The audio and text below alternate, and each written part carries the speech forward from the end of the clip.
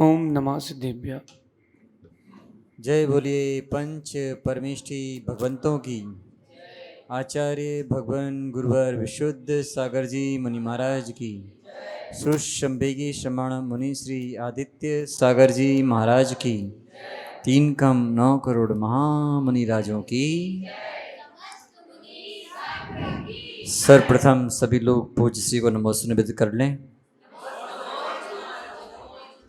आज पुनः हमारे सौभाग्य का उदय हुआ है कि हमारे बीच परम पूज्य शताब्दी देशनाचार्य गुरुवर विशुद्ध सागर जी महाराज के परम स्नेही शिष्य सुसंवेगी श्रमण मुनि श्री आदित्य सागर जी महाराज आपके अंतरंग में होने वाली नाना जिज्ञासाओं का समाधान करने के लिए उपस्थित हुए हैं।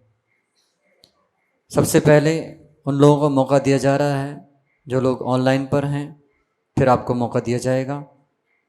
पहला प्रश्न शाहपुरा से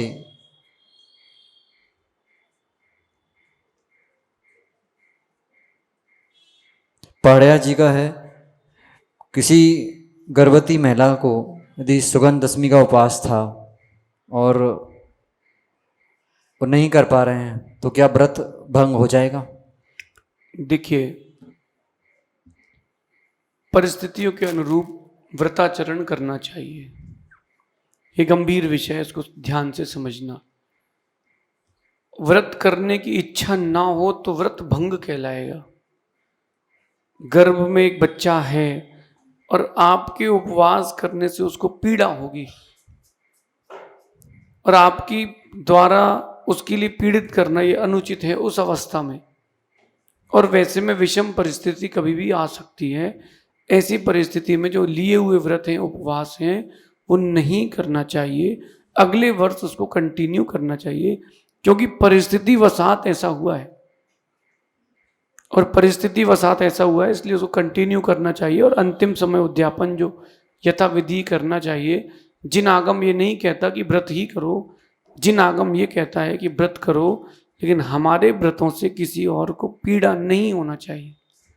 इसलिए अगर कोई गर्भवती अगर माता है तो उनको उस दिन का व्रत छोड़ना चाहिए।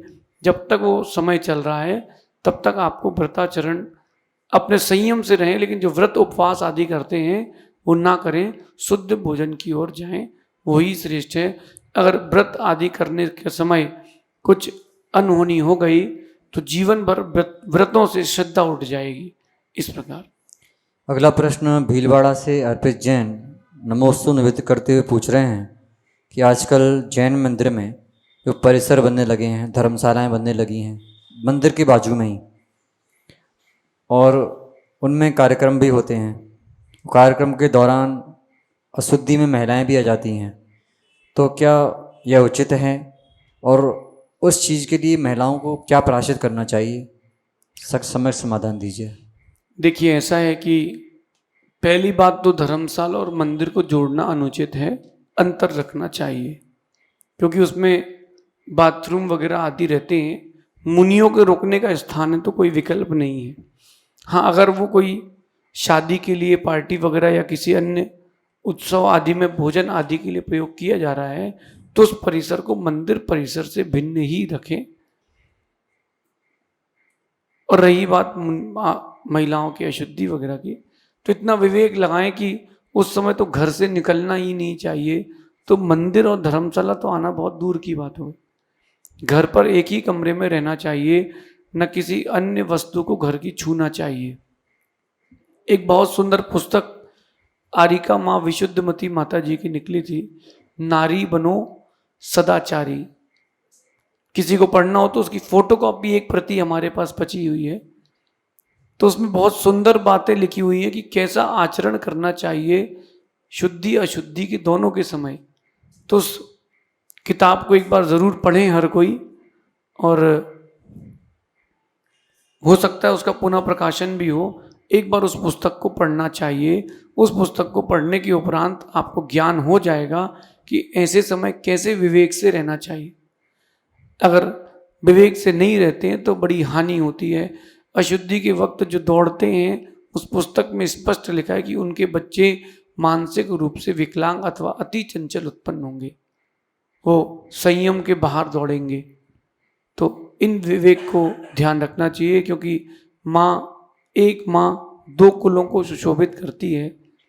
एक वो जहाँ उसका जन्म हुआ है, एक वो जहाँ वो अपने संतान को जन्म देती है। दोनों कुलों को वो माँ आभूषण स्वरूप सुशोभित करती है। तो आपके आचरण से जिन शासन की रक्षा है, तो ऐसे समय मंदिर ना आए, धर्मशाला ना आए। रही बात पार्टी की, कोई बात नहीं, वैसे समय तो तामसिक आदि, अधिक तला आदि भी नहीं खाना चाहिए, नीरस भोजन या उपवास करना चाहिए, श्रेष्ठ ये है। बाकी वर्तमान का परिप्रेक्ष्य एकदम विपरीत है और बहुत कुछ धर्म की हानि में ये सहयोग है। आगे अगला प्रश्न मुंबई से चैतन्य प्रकाश जी नमोस्तु निवेदित करते हुए पूछ रहे हैं कि पार्श्वनाथ भगवान के मोक्ष कल्याणक महोत्सव को मुकुट सप्तमी क्यों कहते हैं? देखिए, वो सप्तमी जिस दिन भगवान ने मोक्ष का मुकुट धारण किया था, मोक्ष सप्तमी ने मुकुट सप्तमी, एक कई जगह कहते हैं मुकुट सप्तमी, कई जगह कहते हैं मुक्त सप्तमी।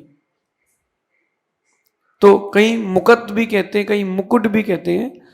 वास्तविकता में जो जिन्होंने मोक्ष का मुकुट धारण कर लिया है, अब वो सिद्धों के देश के राजा हो चुके हैं, तो मुकुट सप्तमी, कई जगह मुक्त सप्तमी भी प्रयोग करते हैं। यानी इस दिन भगवान मुक्त हुए थे, मोक्ष गए थे, तो वो मुक्त सप्तमी ऐसा भी उल्लेख आता है। दिनेश कुमार राठौर प्रश्न कर रहे हैं, राजकुमारी अनंगसरा को अजगर ने आधा निगल लिया था, फिर उसने अजगर को अवदान देने के लिए कहा, इतनी सरलता उसके अंदर कैसे आ गई? देखिए, जिसको सदगति का भाव रहेगा, दुर्गति से भय रहेगा, वो ही जीव सरलता और अहिंसा को स्वीकार पाएगा। आज का वो दिन है कि आपको एक मच्छर काटे तो आप वो ऑल आउट और कचुआ छाप और गुड नाइट और दुनिया भर की अगरबत्ती लगाते फिरते कि वो मर जाए, हाथ में बैडमिंटन लिए घूमते हैं, क्या कि वो जहां मिले वहीं। धन्य है, आपको तो मच्छर एक ही बूंद खून लेता है, लेकिन वो अजगर तो उसको निगल रहा है। ये केवल उसकी सरलता नहीं है, उसकी जो गुरुओं से उसने स्वाध्याय किया था, जो मंदिर में जिनवाणी में उसने स्वाध्याय किया था, अध्ययन किया था, माता पिता के जो संस्कार मिले थे धर्म के, उसका प्रतीक था। 3000 वर्ष तक, कितने 3000 वर्ष तक जंगल में अकेली रहे। कपड़े कहां से लाती? अकेली, ठंडी गर्मी बरसात, वहां जंगली जानवर सिंह जो अपने पिता की लोरी सुन के उठती हो, आवाज सुन के उठती हो, चक्रवर्ती की बेटी, उसके साथ ऐसा हुआ। ये उसका धैर्य, उसके धर्म का प्रतीक है। उसने जो अध्ययन किया था, श्रद्धान किया था, उसका प्रतीक है। और विशेष बात, दुर्गति का भय जिसको होगा वो ही पाप से बच पाएगा, जिसको दुर्गति का भय होगा। जिनको दुर्गति का भय नहीं है, वो तो कुछ भी खा रहे हैं, कुछ भी गा रहे हैं, कुछ भी सुन रहे हैं, कुछ भी कर रहे हैं। अगर जिस दिन आप लोगों को दुर्गति का भय हो जाएगा, उस दिन सब सुधर जाएंगे। डॉक्टर कह दे जिस दिन कैंसर की संभावना है, डॉक्टर साहब क्या बात कर रहे हो, क्या छोड़ना चाहिए? सारी बाजार की चीजें छोड़ो, घर की लौकी मूंग की दाल रोटी खाना जी। और यहां गुरुदेव चिल्ला चिल्ला के बोल रहे तो समझ में नहीं आ रहा। मरने का भय, अब मैं मर जाऊंगा, जैसे भय बाहर का आ रहा है, बाहर के लोगों से सुनाई दे रहा है और समझ में आ रहा है, जिस दिन ये भय अंदर से आने लगेगा, सारी दुर्गतियों के कारण, सारे पाप के कारण बंद हो जाएंगे। ऐसा समझना। उसने अपने पिता को सामने खड़ा देख करके भी 22,000 भाई उसके आए थे उसकी रक्षा करने। कितने शक्तिशाली होंगे चक्रवर्ती की सेना, लेकिन उसने कहा नहीं, मुझे दुर्गति का भय है, मेरे निमित्त से किसी की हिंसा नहीं होना चाहिए। आज के समय जो बच्चे आलू प्याज खा रहे हैं, माँ से कह रहे हैं बनाओ, उनको डरना चाहिए। तुम्हारे निमित्त से किसी को पाप लगेगा, तुमको डरना चाहिए। डरते नहीं है इसलिए मन चाहा करते हैं। आगे मैंगलोर से प्रभा चंद्र जैन नमोस्तु निवेदित करते हुए प्रश्न पूछ रहे हैं कि जिस दिन श्रावक उपवास करते हैं उस समय या उस दिन को महाराज को आहार दे सकते हैं क्या? देखिए, रत्नकर्ण शावकाचार्य में एक बात आई है कि जिस दिन उपवास करें उस दिन स्नान ना करें। पूरी बात समझना। रत्नकर्ण श्रावकाचार्य ग्रंथ में गाथा श्लोक आया है कि जिस दिन उपवास करें उस दिन स्नान आदि ना करें। अब इसको सत्य मायने में लगाना, विषय समझ के उसको सत्य मायने में लगाना। देखना, जिस दिन आप उपवास करोगे उस दिन पूजन अभिषेक करोगे कि नहीं? पूजन अभिषेक करोगे तो स्नान करेंगे कि नहीं? इसका मतलब स्नान करने का निषेध नहीं है, उपटन आदि लगा करके स्नान करने का निषेध है। प्रभाचंद स्वामी ने उसकी टीका में लिखा कि उपटन आदि करके स्नान ना करें, एकदम सरल शुद्ध स्वच्छ पानी से आप स्नान करके शरीर को शुद्ध करके मंदिर आदि में और अपनी क्रिया आहार आदि दें। कई लोगों का ये सोचना रहता है कि उपवास के दिन हमने तो भोजन बनाया नहीं, उपवास के दिन हमने तो भोजन बनाया नहीं, अब जब हमने भोजन बनाया नहीं तो आहार कैसे दें? ध्यान रखना, आपका उपवास है, अतिथि का नहीं है। 3 प्रकार के पात्र हैं, उत्तम मध्यम जघन। मुनियों के लिए बनाओ, जरूरी थोड़ना है। आप तो कोई अतिथि आएगा तो आहार चर्चा कराएंगे, नहीं आया तो नहीं आया, ऐसा भाव करके आप भोजन भी बना सकते हो। अगर किसी ने सोच लिया कि उपवास का आज उपवास है और अपन तो आरंभ नहीं करेंगे, फिर उस नगर में मुनिराज आ गए और वही घर था, तो मुनिराज का भी तुम्हारे साथ उपवास रहेगा, ऐसा नहीं करना। अगर उपवास आदि है उस दिन जरूर आहार दें, और अगले दिन पाड़ना भी उपवास आहार देकर ही करें। थोड़े समय का वो धैर्य बहुत बड़ा पुण्य देता है। कभी आप लोगों को नस चढ़ गई हो तो वो जो फिजियोथेरेपिस्ट वाला होता है वो स्ट्रेचिंग करता है, तो आप बोलते हो दर्द हो रहा है, दर्द हो रहा है, लेकिन वो जो 2 4 5 सेकंड एक्स्ट्रा रोकता है उसी से ठीक होता है।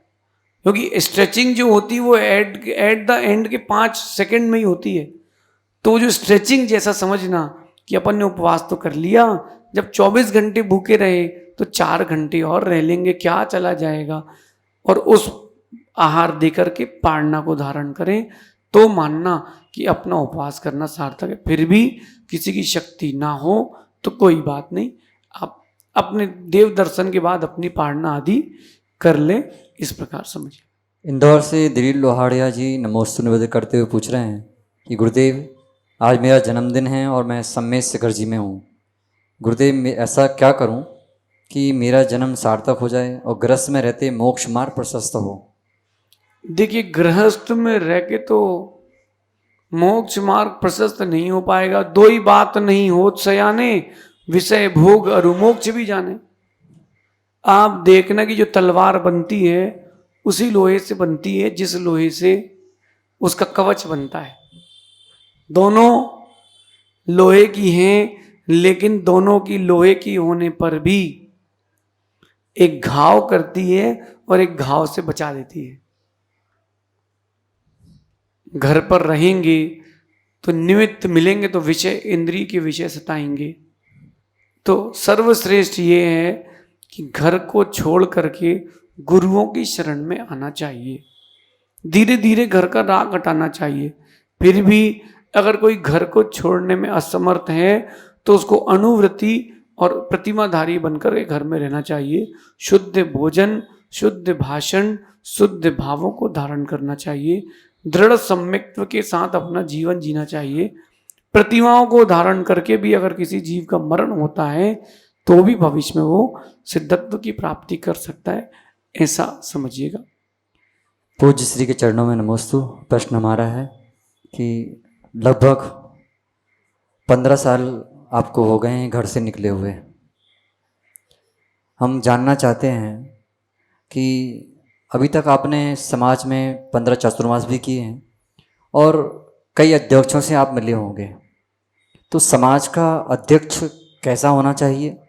और अभी तक 15 चतुर्मासों में आपको सबसे ज़्यादा प्रिय अध्यक्ष कौन मिला? एक का उत्तर दे देते हैं, एक के में नो कमेंट्स, क्योंकि किसी को अच्छा कहेंगे और कोई रह गया तो बाकी वाले अगली बार चातुर्मास नहीं कराएंगे। सभी जगह के लोग अच्छे मिले। मेरा कहना यह है कि जो लोग अच्छे होते हैं उनको अच्छे लोग ही मिलते हैं। चातुर्मास की बात करें अगर, तो 15, आपका पहला प्रश्न क्या था? पहला प्रश्न था कि अच्छा। 15 साल हो गए हैं और समाज का अध्यक्ष कैसा होना चाहिए? समाज का अध्यक्ष कैसा हो, इसके लिए आपको हम बहुत सुंदर बात कहते हैं। इसमें रिडार में जो आए तो आए, उससे हमें कोई फर्क नहीं पड़ता। समाज के अध्यक्ष जो हो, प्रतिदिन पूजन अभिषेक करने वाला हो, सबसे पहले चौका उसके यहाँ लगता हो।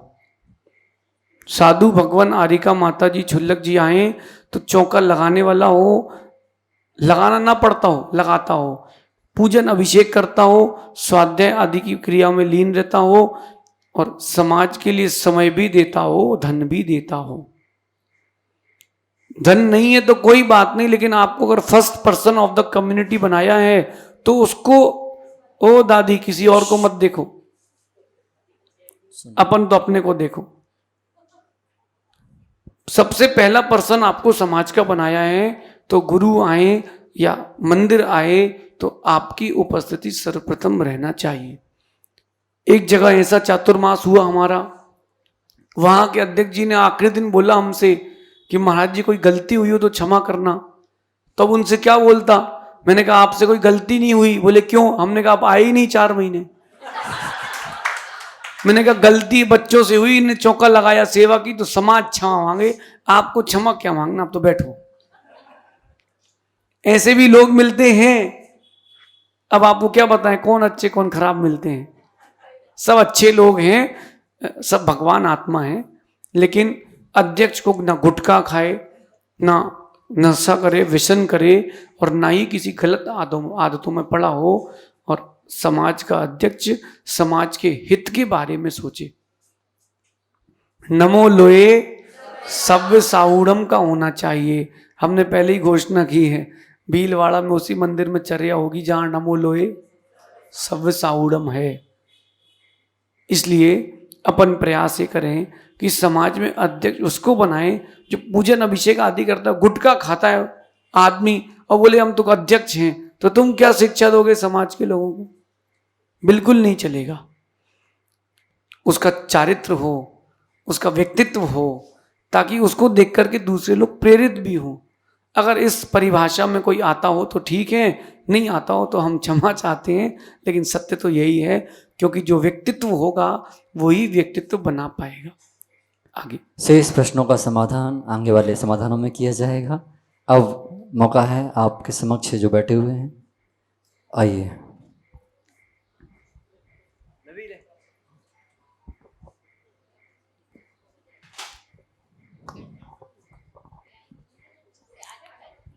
आओ।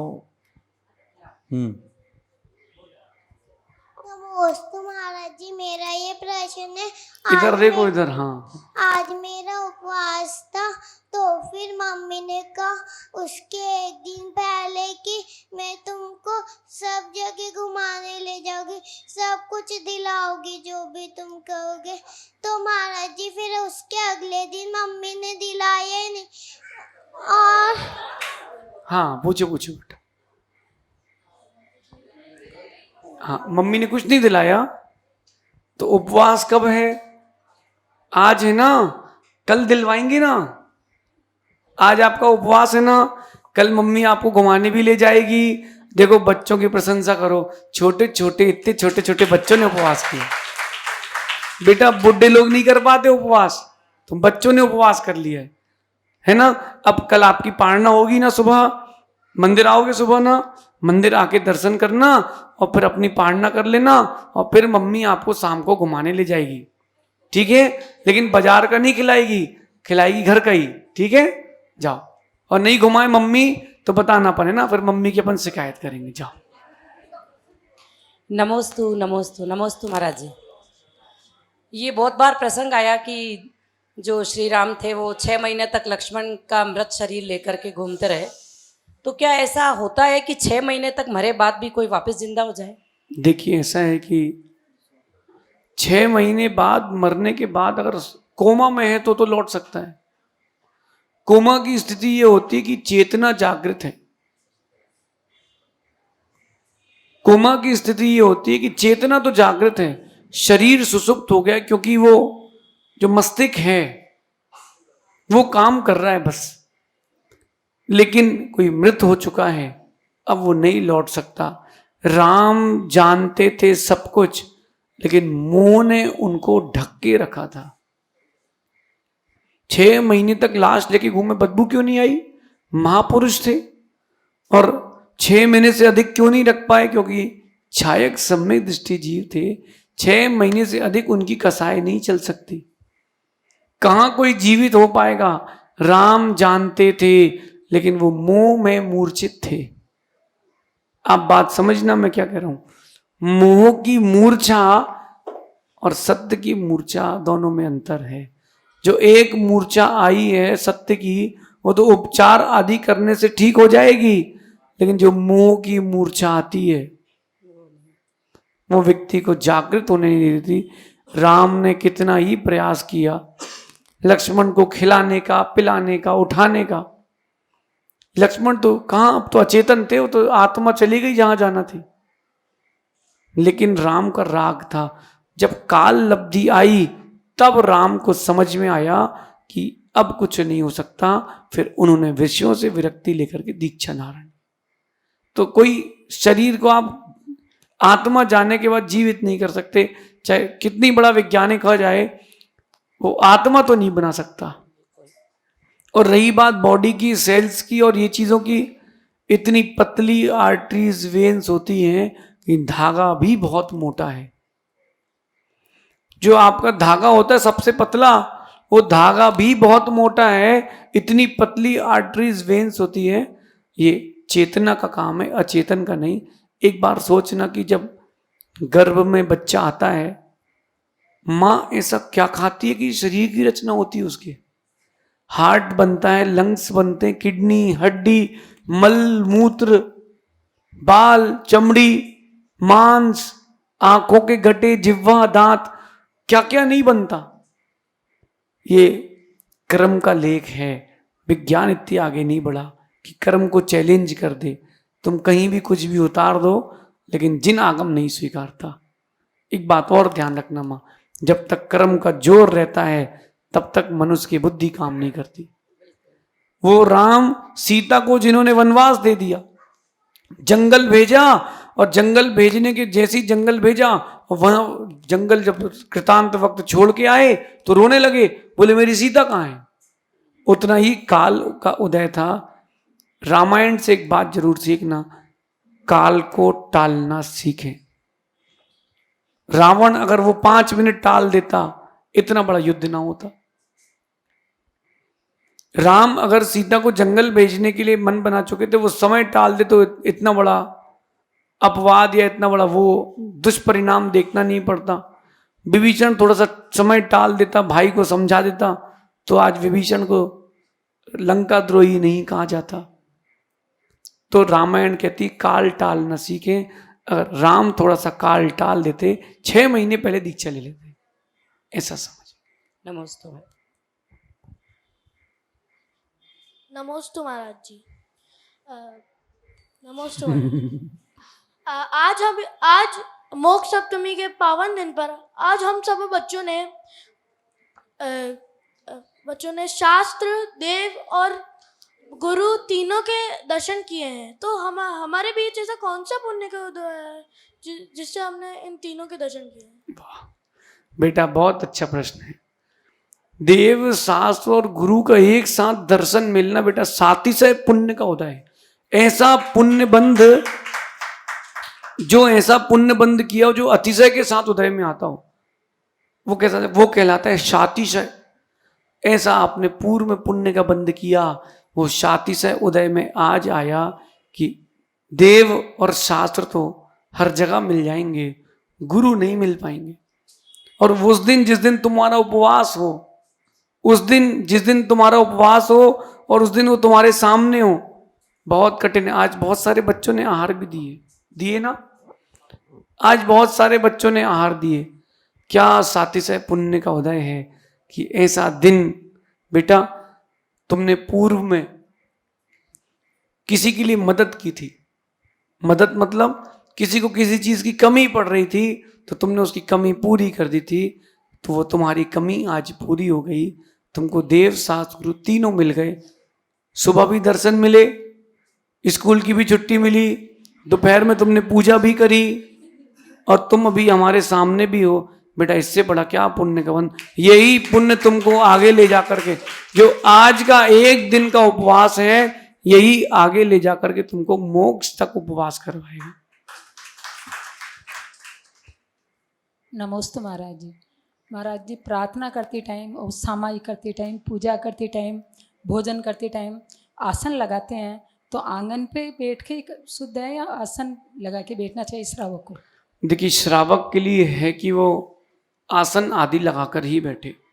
आसन से मतलब चिटाई ले, पाटा ले, कोई ना कोई एक वस्तु लेकर के ही बैठे, क्योंकि उससे आपकी जो एनर्जी ग्रेन होती है, जो आप एनर्जी प्राप्त करते हैं पूजन पाठ माला आदि से, वो आपकी वापस चली जाती है। तो आपको कुछ ना कुछ बीच में कंडक्टर लगा करके ही माला पाठ पूजन आदि करना चाहिए। लेकिन एक बात ध्यान रखना, वो आसन अशुद्ध ना हो, वो आसन अशुद्ध ना हो। हमने कई लोगों को देखा, वो पनी में सोला रख के लाते हैं और चिटाई से छील गए तो असोला हो जाते हैं। चिटाई भी प्लास्टिक की और पनी भी प्लास्टिक की। ये मुझे आज तक समझ में नहीं आया कि प्लास्टिक वाली पनी का सोला आया कहाँ से।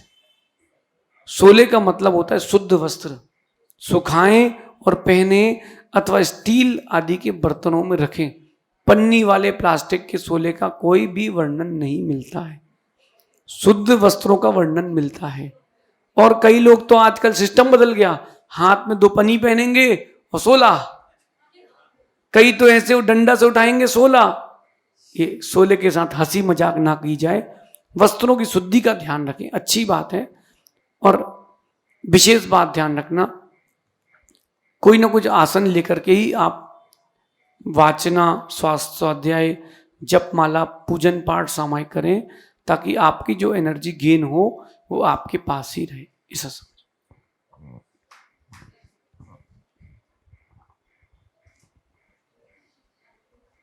मैं गुरुवर के चरणों में बारंबार नमस्कार करता हूँ। गुरुवर, मेरा प्रश्न यह है कि जो तीर्थंकरों को अवधि ज्ञान हो, तीर्थंकर पूर्व भाव में मुनिराजों की जो अवधि ज्ञान की रीति होती है, उनसे मुनिराज उनको बता देते हैं कि तुम इतने भव बाद तीर्थंकर बनोगे।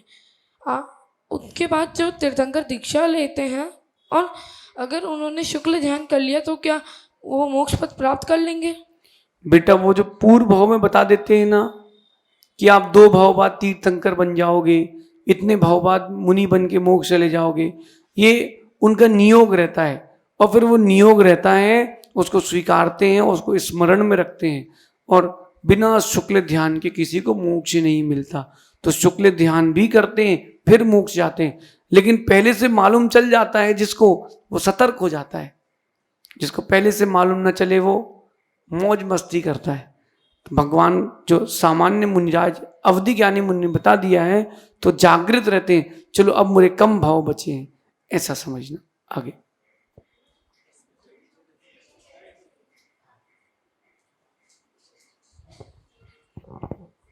गुरुवर के श्री चरणों में कोटि कोटि नमोस्तु नमोस्तु नमोस्तु। गुरुदेव, मेरा प्रश्न ये है कि हमने ऐसा कौन सा पुण्य किया जो अभी आपने जितनी क्वालिटीज़ बताई वो सारे हमारे अध्यक्ष जी में है। तो हमने ऐसा क्या पुण्य किया जो इतने अच्छे अध्यक्ष हमें मिले? और एक क्वेश्चन और है महाराज जी, गज केसरी योग क्या होता है? वाह, इनके तो प्रश्न बड़े बड़े बड़े हैं। आपका पुण्य था, हमको भी अच्छे अध्यक्ष मिले। देखिए, गज केसरी योग का मतलब ये होता है कि एक होता है गज यानी हाथी और केसरी यानी होता सिंह। तो जो हाथी की तरह गंभीर हो और सिंह की तरह शक्तिशाली हो, मतलब सिंह की तरह राज कर पाए और हाथी की तरह मस्त जीवन जी पाए, आनंद का जीवन, वो गज केसरी योग होता है। जिसके पैरों में मध्यमा या अनामिका, मध्यमा या तर्जनी अंगुली से निकल करके और पैर के शुक्र पर्वत तक जो रेखा सीधी खिंचती है, वो अगर हो तो गज केसरी योग होता है।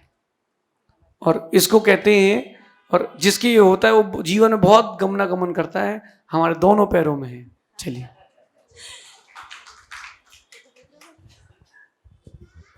नमोस्तु महाराज जी, नमोस्तु महाराज जी।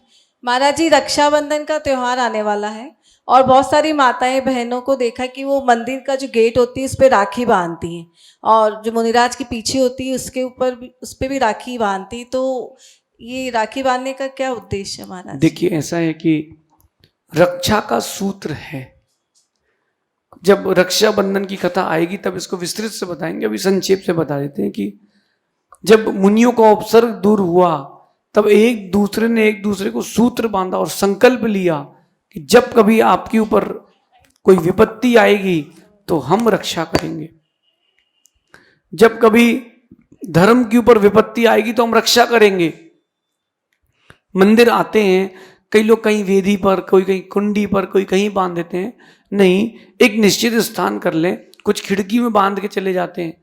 अब कितने दिन तक उनको काटें, और अगर अलग कर दिया तो आप बोलोगे अध्यक्ष जी अच्छे थे अब खराब हो गए।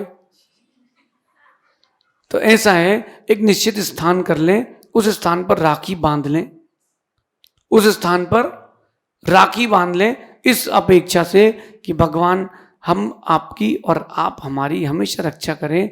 कभी आपके ऊपर उपसर्ग हो तो हम उसको झेलें, और जब हमारे ऊपर विपत्ति आए तो आप हमारी परोक्ष में रूप से रक्षा करें। रही बात मुनियों की, तो मेरा मानना है कि पिछी में लोग बांध देते हैं, बड़ी समस्या है, फिर बांधो फिर खोलो। और कहीं चौके में गए जिसके यहाँ आहार हुए और उसने 50-60 लोगों ने मिलकर बांध दी। कई लोग तो यहाँ अंदर तक बांध देते, पता ही चलता चौके में, अब वो खोलते रहे। गुरुओं की सामायिक का समय खोलने में ना जाए, आपको बांधना है, वो जो उनकी रखी हुई चौकी है उस पर बांध दो, कम से कम 4 महीने तो लगी रहेगी। पिछी में आपने बांधा, वो खोलना पड़ता है। अब कई लोग ऐसे होते हैं, अब पहले उस पिछी में सिंदूर लगाएंगे, टीका लगाएंगे, फिर वो चावल चिपकाएंगे, अब हमारी पिछी ही लाल हो गई, और फिर बोले गुरुदेव एक फोटो, तो पिछी में से लगाएंगे और सेल्फी ले रहे। नहीं, सेल्फिश ना बने। आप राखी बांधें, बहुत अच्छी बात है राखी, लेकिन आप ऐसी जगह बांधें कि ताकि रक्षा हो। अब अभी रक्षाबंधन आएगा तो शुभम इन दोनों स्टैंड में राखी बांधेगा कि बीच में कभी हमारे कैमरे स्टैंड खराब ना हो। ऐसा करोगे क्या आप? नहीं भैया, ऐसी जगह राखी बांधने की समस्या कभी समाज आदि की ना आए। ये रक्षा के लिए है, ये रक्षा के प्रतीक रूप है जिनालय में कि जिन देव हमारी रक्षा करें। फिर कुछ समय बाद वो व्यवस्थापक उसको अलग कर दे, ज्यादा अच्छा है। आपके भाई भी 12 महीने बांध के नहीं रखते है ना, तो वो जहां अपन ने बांधी बंधी नहीं रहेगी। कोई मन्नत नहीं है, कोई जगह ऐसी हो कि बांध दो फिर आके खोल लो, नहीं, कोई मन्नत नहीं है, अपनी विशुद्धि के लिए है।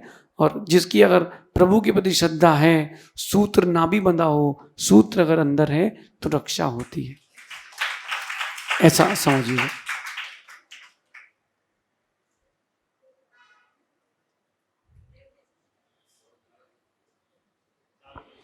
गुरुदेव के चरणों में बारंबार नमोस्तु।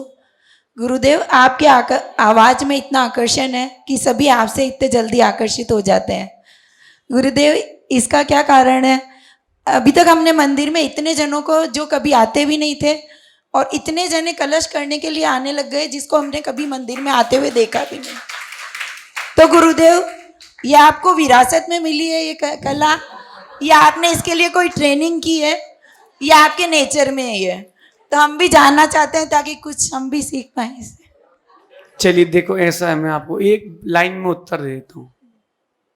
बचपन में एक स्लैम बुक भरी जाती थी, याद होगा आप लोगों को, तो हमारी जो बुक थी स्लैम बुक, उसमें सब में 10 में 10 मिलते थे, हमारी आवाज में हमेशा 6 और 5 ही मिलते थे। तो हमने अपने जीवन में एक बात सीखी कि जो अपने जीवन की कमी है सिर्फ उसका सुधार करना है, विश्व में अपन से बड़ा व्यक्तित्व दूसरा नहीं होगा। अगर आपको पता है कि आपकी कमी है, मुझे पता था कि मेरी कमी है, और जिस दिन मैंने पहला प्रवचन दिया था मुनि अवस्था में, तो दोनों हाथ कांप रहे थे, दोनों पैर कांप रहे थे, पाटा हिल रहा था, और पीछे सिंहासन में आचार्य जी देख रहे थे, पब्लिक को नहीं दिख रहा था, वहां तो चौकी लगी थी इतनी ऊंची। और प्रवचन के ठीक बाद आचार्य जी ने कहा इधर आओ, बुलाया। मैंने कहा जी गुरुदेव। बोले क्या कर रहे थे? मैंने कहा प्रवचन। बोले कोई प्रवचन होते हैं, लोग हंस रहे तुम्हारे ऊपर। मैंने कहा मेरे जीवन की यही कमी है कि माइक लगते ही सब भूल जाता हूं। गुरुदेव ने कहा ठीक है, जब यहां से चलेंगे अपन बाहर तब बात करना। जब वहां से बाहर निकले, गुरुदेव ने हमसे कहा कि तुम इस जिनवाणी का रोज पाठ करना, और उन्होंने एक जाप दी थी, हमने प्रतिदिन उसका स्मरण किया। और गुरुदेव से पूछा इससे होगा क्या? बोले बेटा कुछ नहीं, जब तुम बैठोगे सरस्वती बोलेगी। पंच परमेष्ठी की आराधना में सब कुछ है, लेकिन भाव निश्चल होना चाहिए, उस वाणी का किसी पर दुष्प्रभाव नहीं फैलाना चाहिए। और एक बात बताऊं मां, लोग कहते ना विरासत में है कि क्या है मां, इतना ध्यान रखना, पुरुषार्थ से बनाया हुआ व्यक्तित्व बहुत लंबे समय तक चलता है। जिनको विरासत में मिलता है, जो किसी न किसी बड़े व्यक्तित्व की संतान है, तो उनको विरासत में मिला है, कोई बात नहीं। बात तो तब है कि बाप कमाई और आप कमाई दोनों पास हो, लेकिन उसके लिए पुरुषार्थ चाहिए। एक महिला माउंट एवरेस्ट की चोटी पर, हिमालय की चोटी पर पहुंची, उसने झंडा गाड़ा। झंडा गाड़ते ही लोग बोले आते रहते, बहुत लोग चढ़ते हैं। उसने अपना एक पैर निकाल के बाहर रख दिया, लंगड़ी थी, पूरे विश्व में उसका नाम हुआ, और लोग कहते उसका पुण्य तेज है। पुण्य तो है, लेकिन देखो पुरुषार्थ कितना है। गुरुदेव का आशीर्वाद और जिनवाणी का प्रसाद। मेरे पास इतनी कोई ताकत नहीं कि मैं जो बोल रहा हूं वो भी बोल पाऊं, न इतनी कोई बुद्धि है। जो कुछ है तो गुरुदेव का है, और इसमें जो जो अच्छा है वो सब उनका है, और जो जो बुरा है वो मेरा है। आप तो ये मानना, आपको ऐसी विरासत चाहिए हो, सरस्वती की आराधना करना, निश्चल भाव से जिनवाणी की साधना करना। जब भी आप कभी कुछ पढ़ो लिखो, ये बच्चों से कहता हूं, एक बार सरस्वती की आराधना करना। और सरस्वती की आराधना के लिए गुरु मंत्र तब मिलता है जब ये बच्चे उपनयन संस्कार करवाते हैं। तो पूर्व में मैंने कहा था नरेश जी, एक अच्छा दिन निकाल के बच्चों के उपनयन के लिए भी आप परमित सागर जी फॉर्म निकाला जाए। जिनको आना हो, 5 बच्चे भी आएंगे तो भी अपन संस्कार करेंगे, कोई विकल्प नहीं। कार्यक्रम भीड़ से नहीं होता, कार्यक्रम श्रद्धा से होता है ना। एक सुंदर सा फॉर्म निकाल के व्यवस्था करके, कल अच्छा दिन है अष्टमी का, हाँ, समाज के निवेदन के पश्चात, और उसको अपन करके माँ उस दिन संस्कार होते हैं। सारे अभिभावक पीछे खड़े होकर देखते हैं, सारे अभिभावक पीछे खड़े होकर देखते हैं कि मेरे बच्चों के साथ संस्कार हो रहे हैं। उन बच्चों के अंदर भावना आती है जैसे उनकी दीक्षा हो रही हो। फिर जो संस्कार होते हैं, यहाँ ऐसे भी लोग बैठे जिनके भाइयों के संस्कार हुए। वो 10-12 साल का बच्चा जो खेलने कूदने में लगता था, वो आज इतना बुद्धिमान है कि आप सबकी दुकान अकेले चला लेगा। ऐसा है कि नहीं? आपके घर में ऐसा हुआ कि नहीं? वो बच्चा संस्कार नहीं करा था, मैं जबरदस्ती उठाया उसको, उठो पहले टकली करा के आओ। उसको उस दिन तो बुरा लगा, लेकिन उस दिन के बाद से उसका जीवन ऐसा बदला है कि शायद उसके खानदान में उससे ज्यादा कोई बुद्धिमान ना निकले। इतना बुद्धिशाली इस संस्कार की महिमा है। उस दिन सरस्वती का मंत्र दिया जाता है कि सरस्वती की आराधना करना, और जो सरस्वती की जिनवाणी माँ की आराधना करता है, द्वादशांग जिनवाणी माँ की आराधना करता है, दुनिया में उससे ज्यादा बुद्धि किसी की नहीं होती। तो जब कभी उपक्रम होता है तब गुरु मंत्र देते हैं, क्योंकि जब तक संस्कार ना हो जाए तब तक सूर्य मंत्र प्रतिमाने में नहीं दिया जाता। जब तक इनके संस्कार ना हो जाएं तब तक इनको सरस्वती के मंत्र नहीं दिए जाते, ऐसा आप समझना। शेष अपन अब समय हो गया है, आगे देखेंगे। भगवान महावीर स्वामी की